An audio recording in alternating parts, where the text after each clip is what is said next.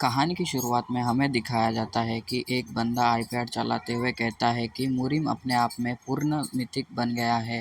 वास्तव में वो अब कोई भी इसे गंभीरता से नहीं लेता। तभी उसका गाड़ी चलाने वाला ड्राइवर कहता है कि क्या यह बेस्ट के लिए नहीं है। हालांकि यह सोचना परेशान करने वाला है। हमारे आसपास स्पेशल पावर लोग छुपे हुए हैं। तभी आईपैड वाला बंदा कहता है कि असली प्रॉब्लम यह सब जानने के बाद होने वाली असुविधा है। तभी ड्राइवर हंसते हुए कहता है कि लगता है कि आपको प्रमोशन नहीं मिला मैनेजर की पोस्ट पे। क्योंकि ऐसा इसलिए है क्योंकि आपसे पहले का लड़का किसी मिशन में मर गया था। तभी वो आईपैड चलाने वाला बंदा कहता है कि मैं एक सिविल सर्वेंट हूँ जो एक स्थिर और कंफर्टेबल लाइफ का ड्रीम देखता हूँ। लगता है मैं अपनी पेंशन पाने से पहले नहीं मरूंगा। क्या मुझे इस अवसर का लाभ उठाते हुए संन्यास लेना चाहिए? इसके अलावा किसी प्रकार के हाई स्कूलर के लड़के में इंटरेस्ट है मुरीम का। तभी वो अपने आईपैड में एक लड़के का प्रोफाइल देखता है। उसका चेहरा हमें दिखाया नहीं जाता। तभी ड्राइवर कहता है कि क्या आप उसे अभी मिलने नहीं जा रहे हैं?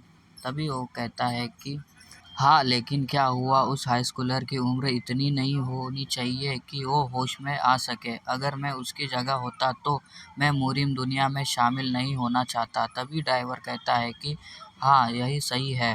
निश्चित रूप से वो एक अजीब बात है। तभी सीन शिफ्ट होता है और हमें एक लड़के को दिखाया जाता है जो बिल्डिंग के छत पे खड़ा होता है। तभी वो कहता है कि मुझे आश्चर्य है कि क्या मैं मरने से पहले एक महान मुरीम लोगों से मिलने का मौका मिलेगा। तभी वो लड़का डरते हुए जंप करने जा रहा होता है। तभी उसे कोई कहता है कि जाओ जंप करो। तभी वो लड़का डर जाता है और आजू बाजू देखता है। तभी वहाँ पे एक लड़का दिखाई देता है। तभी वो लड़का कहता है कि क्या कहा, वह लड़का वहाँ कब से था? तो क्या हुआ, मैंने अपना सुसाइड नोट पहले से ही लिख दिया है।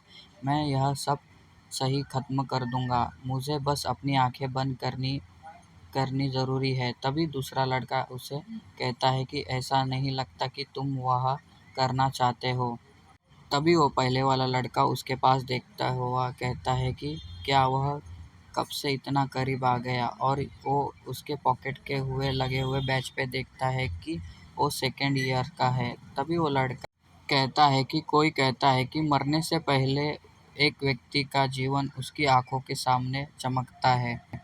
चाहे वो खुशी हो या दुखी, उन्हें ये सब एक ही पल में दिख जाता है। लेकिन क्या तुम जानते हो कि सुसाइड करने वाले व्यक्ति को सबसे बड़ा पछतावा क्या होता है?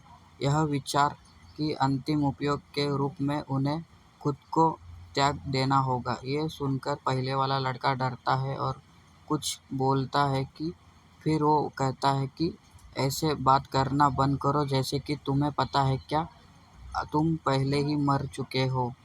ये सुनकर सेकंड ईयर वाला लड़का कुछ सोचता है। फिर पहले वाला लड़का रोते हुए कहता है कि क्या तुम्हें लगता है मैं ऐसा सिर्फ इसलिए कर रहा हूँ क्योंकि मैं ऐसा करना चाहता हूँ? मैं भी जीना चाहता हूँ। मैं पूरे जीवन अपनी लाइफ जीना चाहता हूँ। लेकिन किम यून की वजह से, क्योंकि वह कमीना मुझे हर समय परेशान करता है। आखिर वह मुझसे चाहता क्या है? तभी वो अपना शर्ट ऊपर करते हुए कहता है कि ये देखो, उसने मेरे साथ ऐसा सिर्फ इसलिए किया क्योंकि मैंने उसे खाने पीने का काम ठीक से नहीं किया। फिर भी मेरे लिए उसने मेरे पैसे लेता है और काम करवाता है। वह मुझे मारता है, मुझ पर थूकता है और यह तक भी नहीं तो वो मेरे को दूसरे लड़कों के सामने मेरी पैंट निकाल लेता है। ये बातें सेकंड ईयर वाला लड़का बड़े ही ध्यान से सुनता है। फिर वो आगे कहता है कि क्या तुम जानते हो इससे अधिक मज़ेदार क्या है? निश्चित रूप से वो गलत था, लेकिन बाकी लोग ने मेरे साथ ऐसा व्यवहार किया मानो मैं कोई बेवकूफ़ हूँ। मुझे ऐसा लग रहा था जैसे मैं हर दिन मर रहा हूँ। मैंने अपने होम टीचर से भी मेरी मदद करने के लिए कहा और क्या तुम जानते हो कि उन्होंने मुझसे क्या कहा? उन्होंने मुझसे कहा कि अगर मुझे स्कूल में कोई समस्या है तो मेरे लिए बेहतर होगा कि मैं उनके लिए निपट लूँ। क्या पागल है? किसी किसी के साथ संबंध बनाने के ज़रूरी है? मैं भी यहाँ मर रहा हूँ। मैं मरना ज़्यादा पसंद करूँगा। अगर इस दुनिया में मेरे साथ इसी तरह व्यवहार करती रहे तो बेहतर होगा कि इसे सब पीछे छोड़ दिया जाए। वो बहुत रोने लग जाता है और कहता है कि क्या मैं गलत हूँ? तभी ये सेकंड ईयर वाला लड़का कहता है कि तुम ठीक कह रहे हो, लेकिन अगर तुम ऐसा सोचते हो। तभी वो पहले वाले लड़के के पीछे आके उसे धक्का देने जाता है। ये देख के पहले वाला लड़का रोते हुए, डरते हुए और ऊपर से नीचे गिरने लग जाता है। तभी सेकंड ईयर वाला लड़का कहता है कि तब तुम्हें मरने का अनुभव कराना बुरा नहीं होगा। तभी पहले वाला लड़का नीचे गिरते हुए, रोते हुए चिल्लाने लगता है और कहता है कि मुझे धक्का दे दिया, और वो ज़ोर-ज़ोर से रोने लगता है। तभी वो अपने आँखों के सामने उसके जीवन की पलें देखता है। तभी उसकी माँ दिखाई जाती है। वो अपनी माँ के साथ हँसता रहता है और फिर अपने बर्थडे का सीन, ऐसे ही उसको फिर अपने पूरे लाइफ की विज़न दिखती रहती है। फिर वो देखता है कि जिसने उसको परेशान किया होता है वो बंदा दिखता है। फिर वो कहता है कि किम यू, वह सब उस कमीने के वजह से हो रहा है। अगर इसी तरह मेरा जीवन समाप्त हो गया, वह हरामी, मुझे उसे एक बार मारना चाहिए था। वह बहुत गलत है। फिर हमें ब्लैक स्क्रीन दिखाया जाता है और तभी वो लड़का कहता है कि क्या मैं मर गया? फिर उसको आँखें खुलती है और फिर कहता है कि मैं यहाँ है। तभी हमें क्लिनिक दिखाया जाता है और वो कहता है कि मैं यहाँ क्यों हूँ? मैं ये अर्थ पर अभी क्या हुआ? फिर वो वही सोचने लगता है कि क्या वह एक सपना था या शायद कहा वहाँ कोई भूत था। ये सब कुछ वो शुरू से लेके सोचता है। तभी कुछ लड़के दरवाज़ा खोल के अंदर आते हैं। उसमें से एक लड़का किम था, जो कहता है कि कांग, अजय, यह हरामी, मुझे पता था कि तुम यहाँ थे।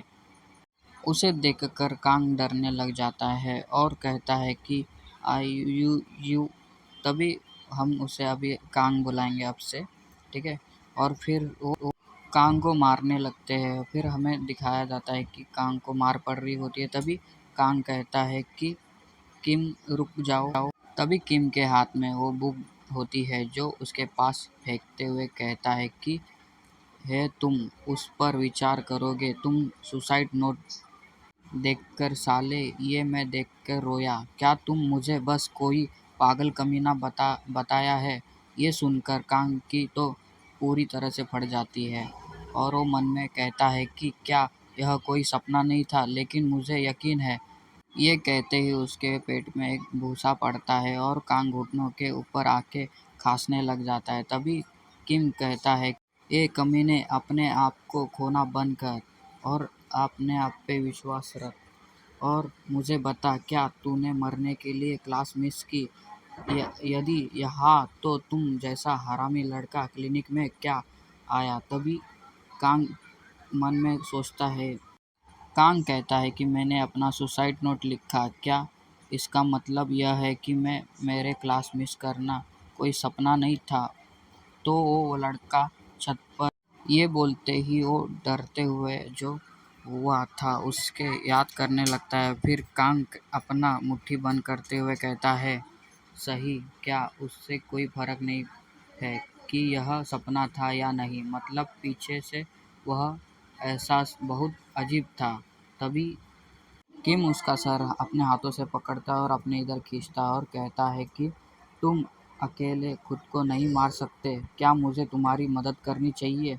तभी कांग हाँफते-हाँफते कहता है कि मुझे पहले से ही काफ़ी पछतावा है, और वो अपने हाथों की मुट्ठी बनाता है और कहता है कि इस तरह का व्यवहार किया जा रहा है। तभी किम कांग को ज़ोर से एक थप्पड़ मारता है और तभी कांग कहता है कि धत तेरी की, मेरा शरीर उस तरह से नहीं चल रहा जैसा मैं चाहता हूँ। तभी किम एक थप्पड़ मारने जा रहा होता है। तभी कांग खुद को कहता है कि मूव करो, मूव कर जल्दी भाई। कांग अपना एक पंच बनाते हुए कहता है कि भले ही मैं मर जाऊँ और मुझे कोई पछतावा नहीं होगा, और कांग अपना पंच किम के ऊपर मार देता है।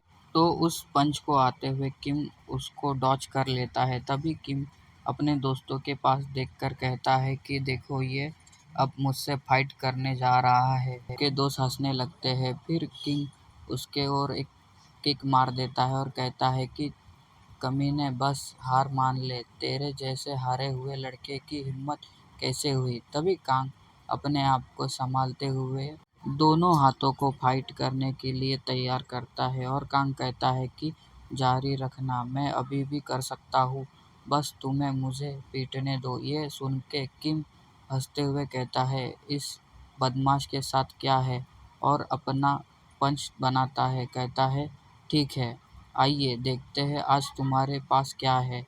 फिर कांग कहता है, यह सही है, भले ही मैं अब मर जाऊं, मैं इस कमीने से लड़ते हुए मरूंगा। तभी किसी की आवाज़ आती है और वो कहता है कि तुम जितना मैंने सोचा था उससे कहीं अधिक बहादुर हो। वो वही आवाज़ सुनकर कांग डरते हुए उसके पास देखता है और किम और उसके दोस्त भी उसके पास देखते हैं। और ये एपिसोड इधर ही ख़त्म होता है। मिलते हैं अगले एपिसोड में।